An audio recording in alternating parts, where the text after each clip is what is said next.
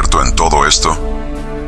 Bueno, vamos a hablar, ¿no?, un poco sobre las teorías, los bulos que están saliendo sobre las pirámides, de que hay subestructuras, ¿no?, de 640 metros de profundidad, una ciudad bajo el complejo de Giza a nada más y nada menos que 2000 metros de profundidad.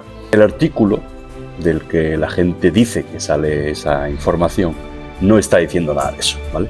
Ahí defiendo a Conrado Malanga, que es ufólogo, a lo que se dedica principalmente este tipo, creo que fue estudio química o algo así, pero bueno, se dedica a la ufología. El otro autor, Filippo Biondi, ¿vale?, es ingeniero y se dedica a la tecnología SAR. Se dedica a eso, a lo que el estudio hace. Vamos a ver lo de la tomografía Doppler de radar, ¿vale?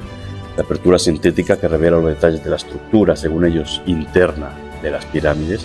Al final también hablan de que la pirámide era como un instrumento de sanación. Voy a hablar de las congruencias e incongruencias, las verdades y no verdades del artículo y las cositas que se pueden sacar, a mi punto de vista como ingeniero civil, físico y arquitecto técnico, para que entendáis un poquito de qué va el artículo y no lo que están hablando por ahí. Os hablaré sobre mis interpretaciones del artículo y del objetivo real de este, de catalogar a la pirámide de Keops como un instrumento de sanación.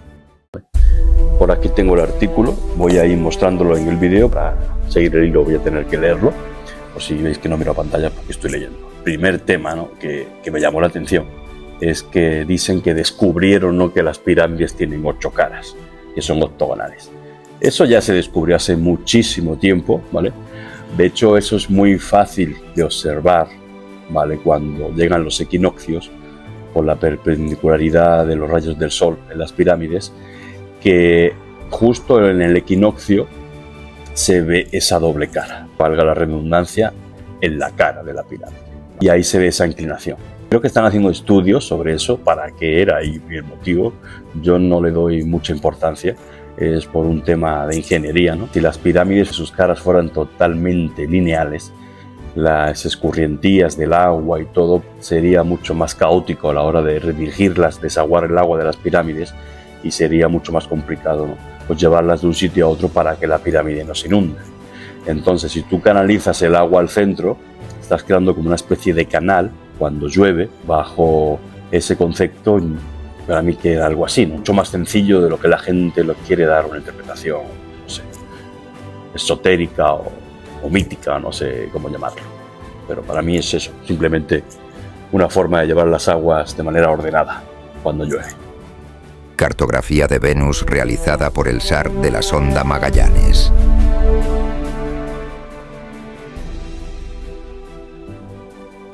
Sí me creo que el radar, que el SAR, pueda detectar ese tipo de cosas superficiales, de superficie, pero que penetre la piedra caliza, que penetre el granito, mucho menos a tales profundidades como se habla en los vídeos, y tampoco creo que pueda detectar estructuras internas. O sea, es prácticamente lo que queda es como un rebote. O sea, la señal radar rebota en la superficie, va rebotando, va enviando señales que van botando en las piedras, pom, pom, pom, pom, pom, pom, ¿no? Y eso va creando interferencias y longitudes de onda, una resonancia, y eso hace la interpretación de la superficie terrestre y sus desniveles, ¿no?, el terreno, digamos, o una estructura o algo que superficial, en su parte exterior. En su parte interna se ayudaron del viento, del movimiento, pequeños sismos en el subsuelo, al haber vibración en la ciudad del Cairo, que está cerca de las pirámides de Keops. Tuvieron resonancias y pudieron describir la estructura interna. Dudo, son longitudes de onda al fin y al cabo, que rebotan en la piedra, ¿no?, y mandan la señal hacia arriba, pum, pum, pum, y hacen ese movimiento. Que explican del resorte. El resorte pues llega hasta la superficie, no baja al subsuelo. Las cosas más interesantes que he visto, y iremos viendo también las imágenes, que dejan mucho, en algunos casos, mucho que desear, pero hay una cosa, ¿no?, del margen de error. Lo vais a ver, ¿vale? Lo voy a poner en pantalla. El margen de error es de hasta 0.35 metros.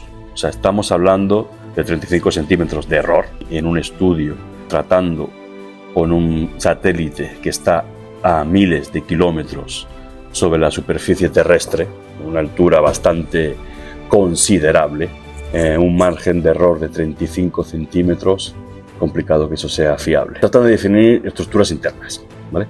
Estructuras internas, como mucho, tengan una altura, pues son túneles, son galerías. Las galerías que hay en la pirámide de Keops, exceptuando la gran galería, que mide 8 metros, son todas de entre 1,50, no llegan, casi ninguna llega a 2 metros de altura, las galerías. Por lo tanto, estamos hablando de que difícilmente pueden dar con una exactitud de dónde están las galerías. Eso es lo primero. Y otra cosita que me llamó muchísimo la atención. Superficie, pues sí, yo me creo que la superficie la puedan compensar de manera bastante exacta. Eso es creíble, porque lo que hace es eso, ¿no? Rebota en la superficie y manda la frecuencia, y con un modelo matemático adecuado, que de hecho aquí lo expone, se puede descubrir cuál es la superficie, pero interna no. El SAR avanzado del CSG puede detectar cavidades de más de 2 a 3 metros hasta 10 metros de profundidad en suelos secos y porosos. En terrenos húmedos o compactos, la penetración se reduce a 2 a 3 metros. Su capacidad de penetración es limitada. En condiciones óptimas, la fiabilidad alcanza el 70% con un margen de error de 30 a 50 centímetros, pero en suelos desfavorables puede bajar al 50%, volviendo los resultados inciertos. Se están hablando que están interpretando la tomografía, no sobre un estudio, ningún modelo matemático. Cuando hablan de estructura interna, no están empleando un modelo matemático. Entonces, ¿cómo? ¿Habéis visto colorcitos y habéis interpretado esto así? O sea, es mucha imaginación, ¿no? Porque si no hay algo matemático que demuestre que esos colores pues realmente son huecos, o son galerías, o son cambios de qué. ¿De qué son esos cambios de temperatura o de resonancia? Pues según es una interpretación, nada más, de los colores. Lo cual me llama mucho la atención, y bueno, pues ahí ya cada uno piense lo que quiera, pero para mí es algo muy ambiguo. Y ahora pues voy a poner aquí en pantalla la foto, no, la imagen, ¿no?, de su modelo tridimensional, que nada tiene que ver con lo que están poniendo por internet. Aquí en ningún momento habla de que haya más de una cámara del rey. Habla de pasajes, ¿no?, de distintas densidades de la piedra y demás, que han encontrado como huecos. Y eso, pues bueno, hay un estudio de microgravimetría. El arquitecto es francés, ¿no?, que hizo lo de la estructura, digamos, la rampa interna de Keops. Habla de un estudio de microgravimetría. Y bueno, esas densidades de las que están hablando aquí, muchas coinciden con ese estudio, ¿vale? O sea, yo creo que han interpretado lo que le ha mandado el SAR con ese estudio de microgravimetría. De hecho, hablan de ello. Ahora los mostraré, haciendo referencia al estudio de microgravimetría de este arquitecto. Bueno, fue de otra empresa, pero lo interpretó él. Y por lo que veis ahí, se parece mucho a ese estudio. Nada que ver con lo que están exponiendo por internet. Ahí es lo que ellos han interpretado del SAR. Vamos a ir viendo parte por parte. En la siguiente imagen podéis ver los colores, cómo los superponen ellos aquí en su foto, en su modelo de la sección de la pirámide de Keops. Y para mí ahí me llama mucho la atención, ¿no?, porque se ven huecos, no sé, lo que llaman ellos huecos, los distintos colores. Cuando es azul, quiero pensar que es sólido, ¿no?, porque es como lo han interpretado ellos, como se ve que lo han interpretado. Pero tampoco entiendo, porque donde no hay nada se ve azul también, ¿no? Y arriba hay una mancha pues muy complicada, ¿no?, por encima de la pirámide, de algo que hay ahí, o no hay, o no sé. O sea, como que yo me pongo a ver esa imagen tomográfica y yo, la verdad que no veo nada con claridad. Hay muchos colores que se parecen. Hay mucha interferencia de sonidos, de lluvia, de viento, de ruido. Y pues todo eso se refleja en la tomografía, ¿no? Pues evidentemente no se ve nada. Yo no sé qué quieren interpretar ahí. Bajo mi punto de vista, ¿vale? Ya cada cual que lo interprete como quiera. Y bueno, ahí en esta, que está en la siguiente, que se ve la cámara del rey, pues podéis ver que el azul, ¿no?, es donde está la cámara del rey, según ellos. Y un poquito más clarito, ¿no?, el azul clarito, ¿vale? Lo cual me llama la atención, porque luego la cámara de la reina es un color verdoso. No entiendo, o sea, no entiendo qué tipo de interpretación le están dando. Vale, luego si hacemos otra en la siguiente, pues ahí vemos que según ellos hay una obstrucción, el rojo es una obstrucción. Y bueno, ahí veis otra vez la cámara del rey, ahí arribita, la cámara de la reina, perdón, que se ve como verdoso. pero la cámara inacabada o la cámara subterránea, como yo la llamo, no se ve nada, o se ve algo negro, pero no se ve prácticamente nada. Y según que ellos, que hay otro pasaje, porque hay zonas azules más claritas. Quiero que las zonas azules es donde están viendo ellos los huecos y las rojas son como obstrucciones, bueno, algo así. La verdad que no logro entender su interpretación, porque ahora si nos vamos aquí al acercamiento, que no sé de dónde sacan ese acercamiento, porque si os dais cuenta, aquí donde se ve la cámara del rey no se ve nada de ese color. Bueno, luego hacen un acercamiento en la cámara del rey y se ven los rojos ahí bien puestos en la estructura de las piedras, ¿no? Y el verde pues es más clarito y el claro, pero claro, luego se ve todo rojo también en el suelo de la cámara del rey. Por lo menos la imagen no se ve clara, lo que quiero que entendáis. Se habla aquí de algo, de la imagen, no identifican muy bien de qué están hablando, ¿vale? Voy pasando, ya iremos viendo conforme llegue el punto, ¿vale? Pero que bueno, que según ahí hay pasajes, que esos son todas esas cositas, esos rojos, esos azules, son pasajes. ¿Veis algo ahí? Porque digo, la zona, si nos vamos a un lado, al lado derecho de la imagen, ¿vale? Se ve muy cargado el rojo y al lado izquierdo no se ve nada. Y según son estructuras similares. No deberían de ser colores similares, ¿vale? Pero que quiero. Y esta me llamó también mucho la atención. Esta imagen, ¿vale? Porque luego si veis la tomografía, ¿vale? Luego le dan la vuelta, hacen como un ángulo de 90 grados, ¿vale? Y la ponen sobre la superficie, sobre la sección de la pirámide. Y si podéis ver la inclinación, porque dicen que ellos que la inclinación de la pirámide varía, no es totalmente recta. Con el tiempo, obviamente, la pirámide ha tenido que sufrir y su inclinación no será perfecta. Eso no sé si sea, digamos, esa inclinación sea debida al paso del tiempo o que le hicieron así. Yo dudo que sea que le hicieron así, más bien al paso del tiempo. Y ahí quieren ver eso. Y luego veis ahí que ahí hay una zona roja, que todo es una obstrucción. Entonces, ¿no? Porque como vimos en la cámara del rey, el rojo era obstrucción. Pues entonces ahí está encima de un montículo, ¿no? Y de hecho se ve que ahí como hay, pues eso, ¿no? En su sección, ¿no? Que ahí justo coincide con donde empieza la montaña. Y bueno, sí, es cierto que la pirámide de Keops está hecha encima de una montaña. No sé si han dado con el caso de que llega hasta la cámara del rey, pues me ayudaría mucho en mi teoría, la verdad. Luego hablan ahí de ese hueco están hablando muchos, ¿no? Del que hay ahí justo al ladito de la cámara del rey. Superponen la imagen y se ve rojo. La imagen de la cámara del rey, el rojo no era construcción. O sea, ahí hay como una piedra, supuestamente, o es como una estructura como la cámara del rey, o qué es, ¿no? Los colores para mí no corresponden en nada. Y aquí hacen lo mismo, superponen ahí en la sección de la pirámide, justo donde están marcando, justo está la gran galería. Entonces, el rojo no era obstrucción, ahora no. Y luego hablan de un TAC 15, que no veo la relación, pero bueno, dicen que ahí hay una cámara, ¿vale? Y en el TAC 14 hay otra camarita. Yo no lo veo claro. Y lo estoy analizando con vosotros ahora mismo, ¿eh? Dan pie a una interpretación no congruente. Y bueno, esta parte de la sección de la pirámide, como os digo, el rojo se ve por encima en el cielo, fuera del espacio de la pirámide. ¿Qué hay ahí? ¿Hay una nube? Entonces, si una nube se ve así, ¿por qué el interior de la pirámide también se ve así? Nada que ver una nube con el granito o la caliza. Yo, la verdad, pues igual han estado tiempo ahí analizándolo y han descubierto cosas y demás. De hecho, hasta aquí están las medidas. Vamos a ver las medidas. Están hablando de que, bueno, es un espacio de 5 metros de ancho, lo cual no hay ninguna galería así. Las galerías o las pequeñas galerías que han descubierto o esas cámaras, pues sí tienen medidas relacionadas, digamos, con las cámaras actuales. Pasajes de 2,45 de ancho, vuelvo a repetir, son pasajes muy anchos y aparte el margen de error que tienen de 35 es muy complicado de que eso coincida, ¿vale? O de que eso sea real, por el margen de error, no por nada. Y luego esa gran galería, o esa gran cámara, perdón, de 23 metros por 56, ¿vale? Que están viendo ahí.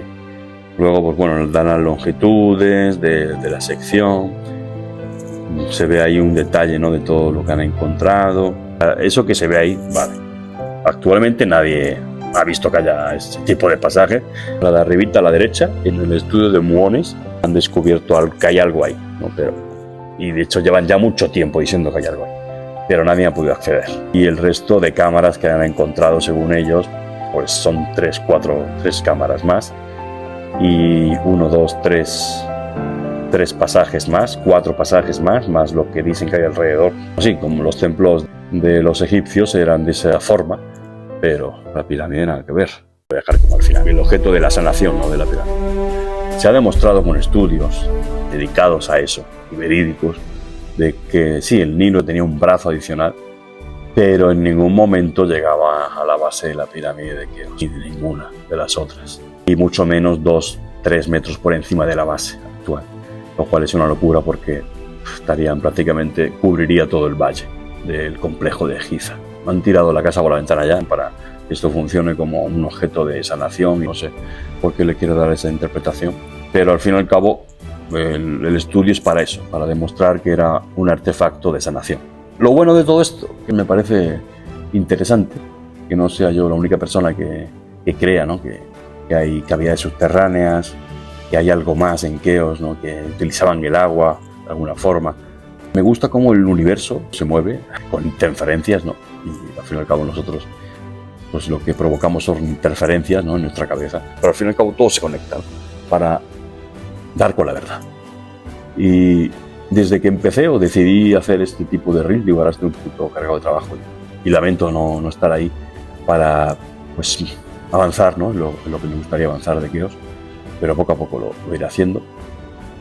Y me gusta eso, que cada vez empiezo a descubrir más cosas de que lo que yo tengo pensado de desarrollar y demostrar en algún momento, hay más de uno que lo está tratando o que de alguna forma me prende la bombilla. Insisto, Heródoto ya hablaba de eso, o sea, de cámaras subterráneas, y que en la pirámide de Chacara supuestamente había un ascensor hidráulico.